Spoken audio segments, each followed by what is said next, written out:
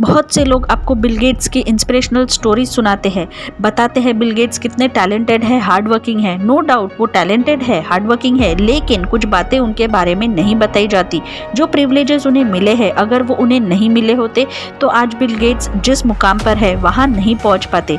आइए जानते हैं उन प्रिविलेजेस को जिसकी वजह से बिल गेट्स आज इतनी तरक्की कर पाए हैं।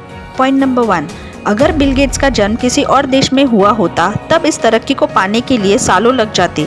बिल गेट्स एक डेवलप कंट्री यूएसए के डेवलप सिटी सिएटल के luxurious hi fi private lake side school में पढ़ते थे, जहां उन्हें कंप्यूटर का एक्सपोजर मिला, जिस वजह से उन्हें कंप्यूटर में इंटरेस्ट आने लगा और कंप्यूटर्स के बारे में जानने के लिए वह क्यूरियस होते गए। सिएटल में कंप्यूटर टेक्नोलॉजी 1960s में ही शुरू हो गई थी। वहीं उस समय इंडिया में ब्लैक एंड वाइट टीवी और दूरदर्शन का ही दौर चल रहा था। कंप्यूटर का तो दूर दूर तक कोई नामो निशान नहीं था। बिल गेट्स के लेक साइड स्कूल में उनकी अच्छी एजुकेशन के साथ कंप्यूटर रिलेटेड बुक्स का भी एक्सेस बड़ी आसानी से उनके दोस्त पॉल एलन की वजह से मिला।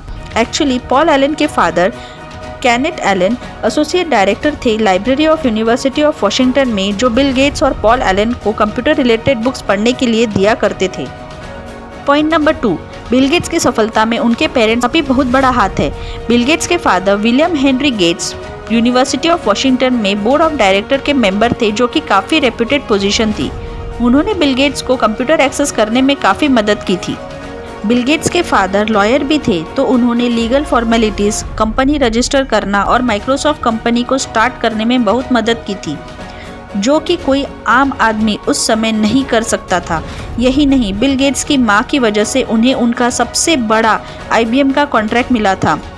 बिल गेट्स की मां मैरी एन गेट्स काफ़ी सक्सेसफुल अमेरिकन बिजनेस वुमेन और एक एक्टिविस्ट थी, जो कि जॉन ओपेल IBM के CEO के साथ काम करती थी।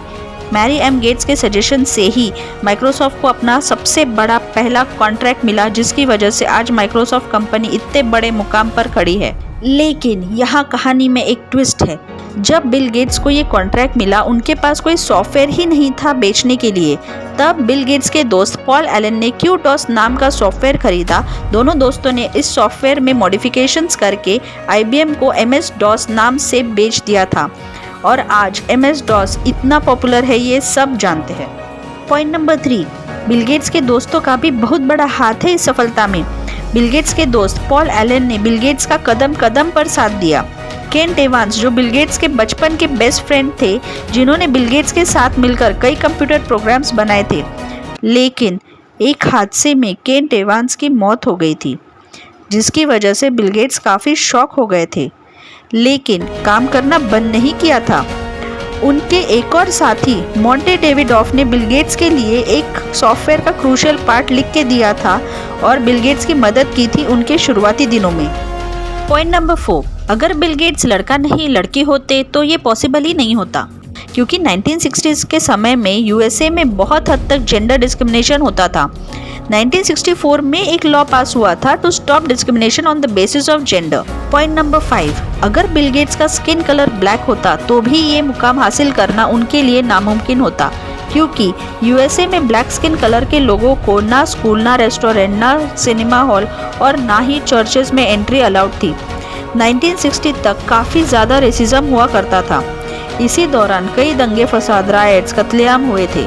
ऐसे बिल गेट्स के टैलेंट और हार्डवर्क के साथ उनके प्रिविलेजेस अलाइंड होती गई और उन्होंने लिए हुए रिस्क भी उनके फेवर में काम करते गए, जिस वजह से वे आज इतने सक्सेसफुल बन गए हैं।